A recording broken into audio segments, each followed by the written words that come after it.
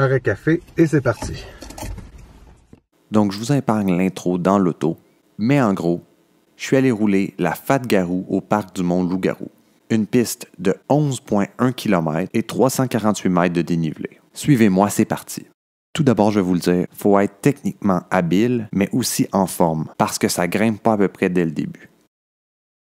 Et je dis ça, mais regardez bien en haut à gauche de l'écran. C'est la progression du dénivelé et la majorité du dénivelé se fait dans la première moitié. Ce qui est cool aussi, toujours avant cette première moitié, vous avez deux arrêts qui sont incontournables. Un avec un point de vue qui est hallucinant et qui montre la belle région des Laurentides dans toute sa splendeur, mais qui malheureusement était caché par une tempête de neige lors de mon passage. Le second est un bucolique petit chalet où faire une pause. Bref, je vous amène faire un mini tour du chalet.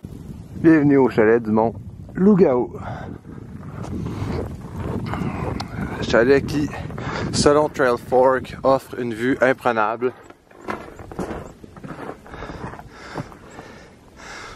Mais qu'on ne peut voir présentement à cause de la tempête.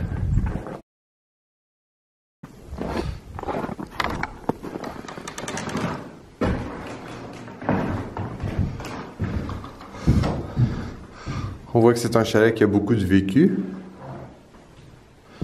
Si comme moi, vous êtes perdu, il y a une map.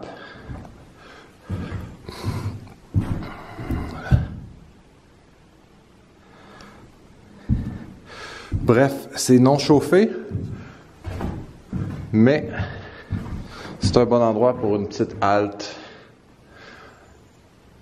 et se protéger des intempéries.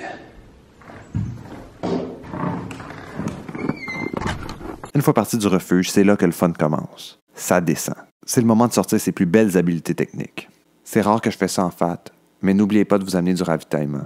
Vous allez dépenser beaucoup d'énergie dans la montée. Vous allez peut-être en manquer en redescendant. Pendant la descente, la piste est travaillée mécaniquement et les conditions sont superbes.